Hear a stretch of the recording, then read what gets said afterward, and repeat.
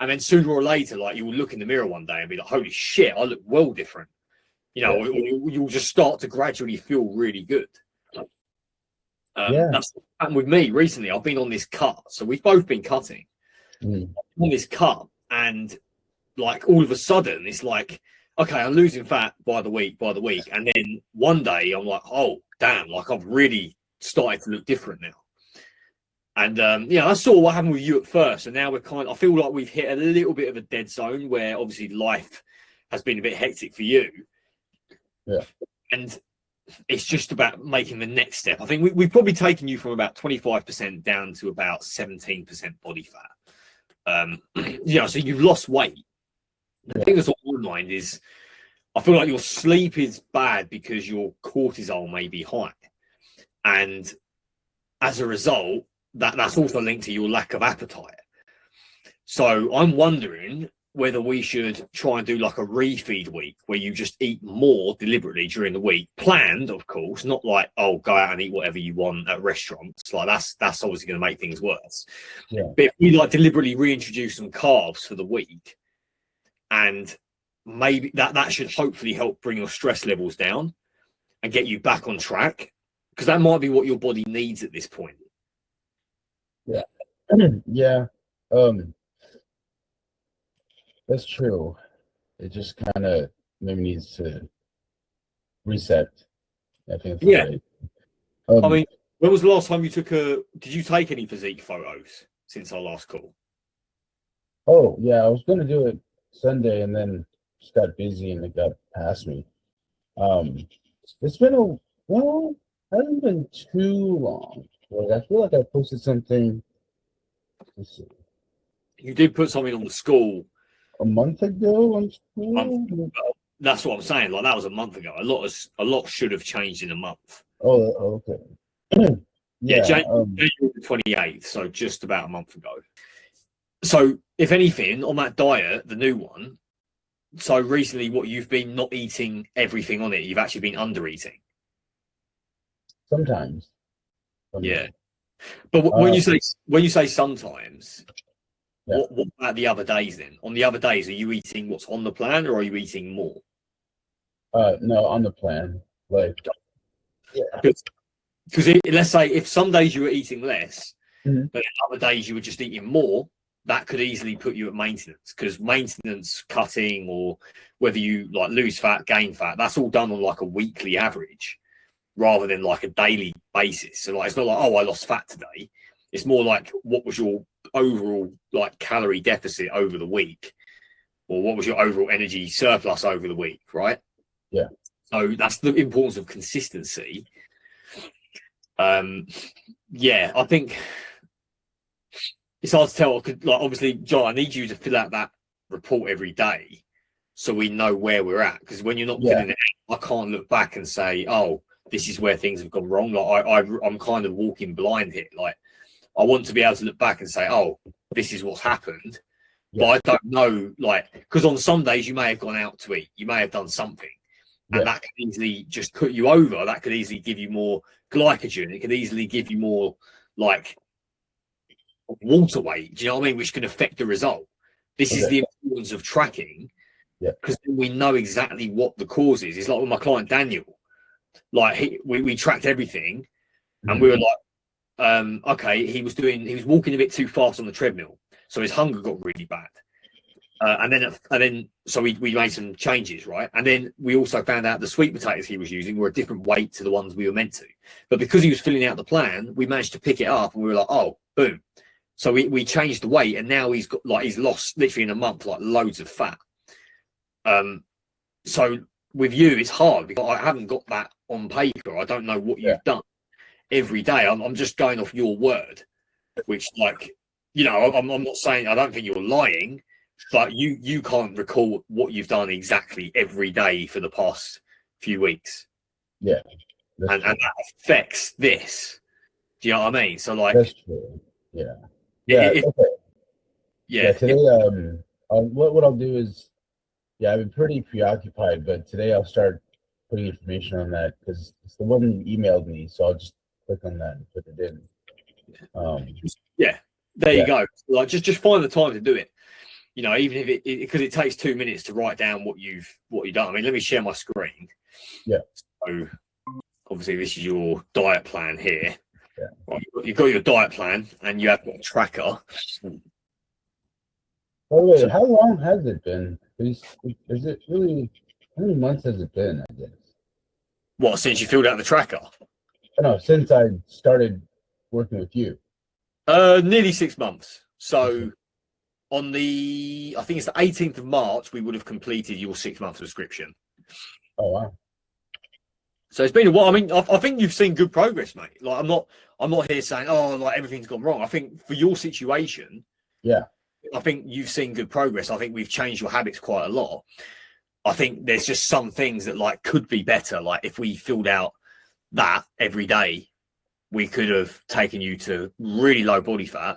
And then also, it's not just the body fat, John. Like let's put this into perspective. This is like dialing in your sleep, dialing in the way you handle stress, because all of this comes from the diet and the lifestyle at the end of the day. I know from a conscious perspective, it's like, oh, it's the work, it's the meetings, it's life. But I have that same issue. I have meetings, I have life, I have insurance, car shit to do. Like I have loads of shit to do. And the one thing that keeps me level-headed is my habits, my exercise, and also this, like the kind of meditation and the spiritual side of things that we went over, where it was like meditating before bed and being clear-headed. This all keeps you on track. And unless we track it, we're kind of just going blind in every call, right? It's just like we're just talking about, hey, I love talking to you. Like I could sit here and talk to you all day long. You're definitely the type of guy that I would sit down and have if I like drank in a pub. You know what I mean? You could have a chat for like 12 hours, but obviously I'm your coach here.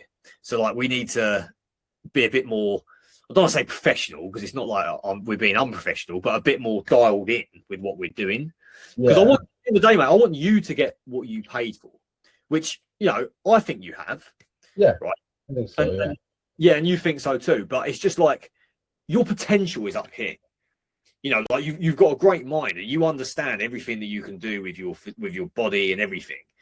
And I think with you, it's not an issue of like you don't want it. I think it's about finding the time to just like set out the daily non-negotiables and be like in your head, like I am doing this today.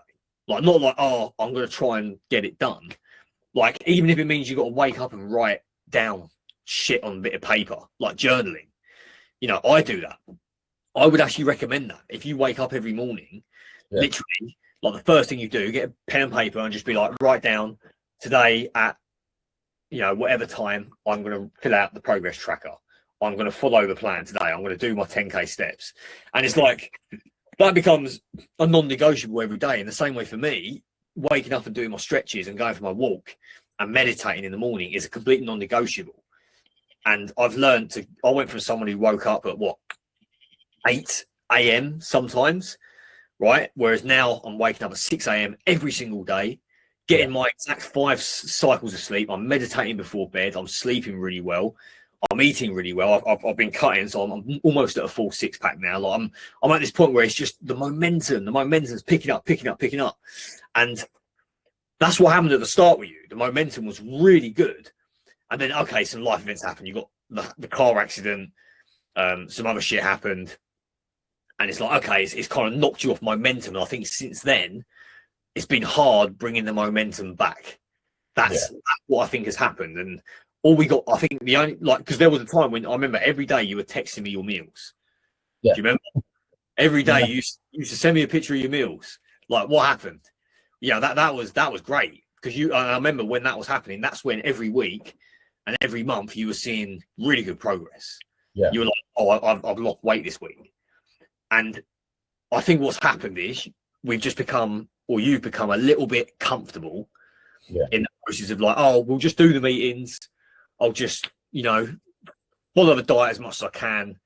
And, forget the tracker. It doesn't really matter. We'll just like kind of do it as we go along. And those little details, when you neglect them, like consecutively, like you start neglecting those small things, they build up, and then it makes a difference. And I think that's exactly what's happened. Does that make sense? Yeah, that makes sense. Yeah. Let me show you just an example, right? And yeah, I'm not doing this to be like, oh, look at Daniel, he's doing way better than you. I'm doing this just hopefully like kind of make you think, shit, like this is what some of my clients are doing, right? Yeah. Like you remember when we jumped on that call with Anthony, and that was a long time ago. And Anthony only needed 6 months, and then he just carried on by himself because he got so ripped during that time that he was happy with where he was. But yeah, so look, Daniel, like he's filling this out every day. Do you know what I mean? Like he crosses out when he can't have something. So let's say he didn't have time to have this, right? And hey, like if that's the same with you, like this is probably what's happened with you this week. You know, like you're saying this week, oh, I've had some days where I didn't eat the food, right? Yeah. This is what you can do. You can fill this out, put it on the plan, put a cross through it, and then just put what you did have instead, which is what Daniel's done here. So he's put a cross on here because whatever day, I think he had meetings. So Daniel's an IT tech, and he's similar to you, behind a desk on meetings all day. Yeah. Very similar, actually. And he just, sometimes he's had to have stuff that he had like stored away and some tin because it was just last minute. It happens, right? It's not a regular thing, but it happened. On this day, we swapped around the roast day, so he had a roast on this day, which is totally fine. It fit the plan. And then on days like this, he's basically stuck to the plan minus the maple syrup. And yeah, like, I think on this day he was having a meal with family, and on this day he stuck to it for down to a T. And overall, like, he's just smashing it. And that was Valentine's Day with a vanilla cheesecake. So he's really following it. And because of this, we've had so many calls where I've jumped on. I'll be like, by the way, how much was the grammage of that sweet potato? And he's like, oh, it was this. Or like one time he swapped out the sweet potatoes for like a bunch of mangoes, and he ended up overeating calories by like 300. So we looked at the plan and we were like, okay, don't do that. Because if you're doing that several days per week, boom, your deficit's gone. That's something you're not losing fat at the rate you want anymore. Like that's the impact this has. And where you haven't filled it out, that's where we've got stuck, because we can't look back and say, right, that is exactly where the problem is. Let's fix it. Yeah, that's true. Yeah. No, you're totally right. I've kind of like gotten comfortable, and so I need to, think about it more again. Just not let the other things kind of cloud my mind. Yeah, because right now I'm at a point where I could, get back into the really hard cutting, and even though the workout's not quite there, I think the stretching and the walking, like I won't be as strong, right? Obviously, like I'm not doing the weights that I'm used to, but I just have to be used to having that lean down feeling where I'm not as strong. I'm just always been used to training. I've always been used to having like, power when I need it, just lifting things or like moving things, helping people, whatever it is. And like when I don't have that, I feel like I'm slightly less useful, and so it makes me weary of losing that. Yeah. But yeah, I'll just try not to think about that as much. Yeah, I think maybe you overthink things and you get into your own head a little bit, and at the end of the day, like it doesn't serve you, right? A lot of those negative thoughts never serve you. They're negative for a reason. But I think going forward, that's what we can do, right? We've got a clear plan of action. Because I want to see something from you for the next month, right? Like I don't know what your plan is, whether you want to renew or not. That's totally up to you. Yeah. But if we are going to for the next month, I want to see you just really like lock in. Let's at least fill out the plan, right? We're not asking you to spend all your time on it. It takes 2 minutes, and at the very least, it shows that you're trying to, really lock in on this. Yeah. Because at the end of the day, man, I want you to see the progress, right? It's going to help you with your sleep, and what I want to identify is whether your sleep is coming as a result of like a lack of calories, or a lack of carbs, or a lack of timing, right? Because what you eat is heavily related to how you sleep. I slept like shit last night, and I know for a fact that I didn't eat enough, and I did a big training session. So I want to be able to look at that and say, right, that is exactly what it is, so we can get you sleeping good again and get you functioning good again. You know, like little things. Do you know what I mean? Like even like, are you still using the blue light blockers? Yeah, glasses. Yeah. Yeah, because they're good, they help. But like again, if other things are off, it's not a guarantee that you're going to sleep good.